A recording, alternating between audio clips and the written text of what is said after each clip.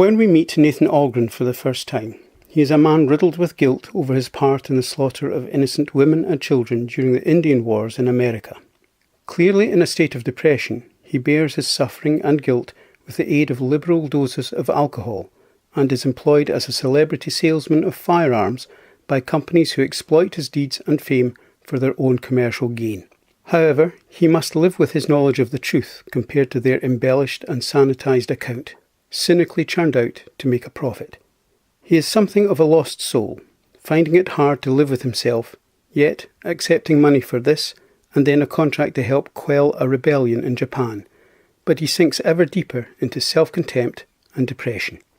He is hired to help modernise Japan's army and help extinguish the remains of the rebellious few samurai who still stand for the old ways, and who must go in order to make way for the more modern and technological age. Here we are introduced to one of the central themes in the film, modern versus old, or even, and perhaps more tellingly, commercial considerations versus tradition and values.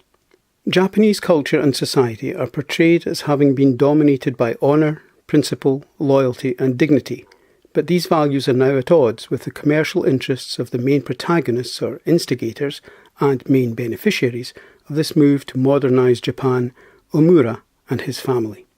These beneficiaries do not necessarily include the emperor, who does indeed wish to join the old with the new, but most of all he wants what is best for his people. After losing a battle with the samurai rebels, Algren is taken prisoner by their leader Katsumoto, played by Ken Watanabe, who is impressed by his courage and determination. Among his samurai captors, Algren rediscovers a sense of honour and purpose, and finds a renewed sense of worth and dignity in the traditions and ways of those he was sent to destroy. One criticism I found levelled at the film is that once again the white man saves the savages. While it is true that Algren goes on to play an important part in the uprising, it should be pointed out that Algren was a broken man when captured, and it is as a result of adopting the ways of his enemies that he is saved. He helps lead the uprising not because he is a white man, but because he is courageous, has become a samurai, and wishes to support his newfound friends in their cause. To say that one of the main themes is modern versus old is indeed accurate, but it is also incomplete, in that we should consider the potential side effects of this modernisation. In this instance, Algren has been dispatched to destroy the old in the shape of the principled and loyal samurai. Why? What purpose is to be served in doing so? Within the context of the film, Algren's actions are to advance the commercial prospects of Omura and his family, under the guise of the modernisation of Japan, a movement which may be impeded or stopped by the traditional samurai and their influence on the emperor. Here we have a return to the theme of the beginning of the film, where Algren is disgusted by those who try to profit from the pain and suffering of others through crass commercial exploitation. In Japan, Algren finds a focus in defending age-old tradition and values, not so much against modernisation for its own sake, but against what it can bring with it. The reduction of life and society to a mere money-spinning commercial exercise, lacking dignity and honour. Another criticism I found is that Algren is a Hollywood hero, and that an upbeat Hollywood ending was tacked on to the film. Algren is indeed a hero, in that he stands eventually for principle, but are these principles not the true heroes of the film? Algren is himself converted, not by any character in particular, but by the way of life of the samurai, a way of life which respects and demands loyalty, dignity and honour.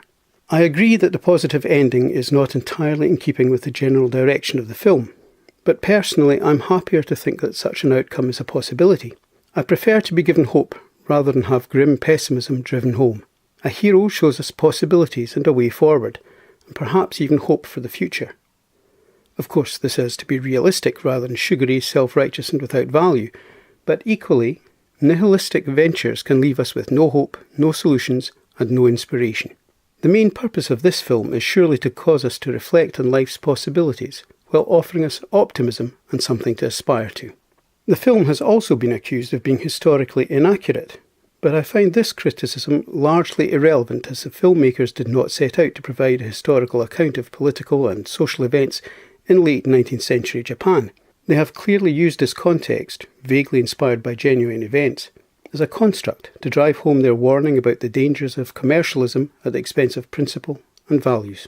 As for the film itself, I have to say I hardly noticed the time pass, and I consider that one of the greatest accolades you can give a film. I thought it was well paced, with beautiful photography, and had an intelligent and adult script, with music that conveys and enhances the mood and emotions of the piece.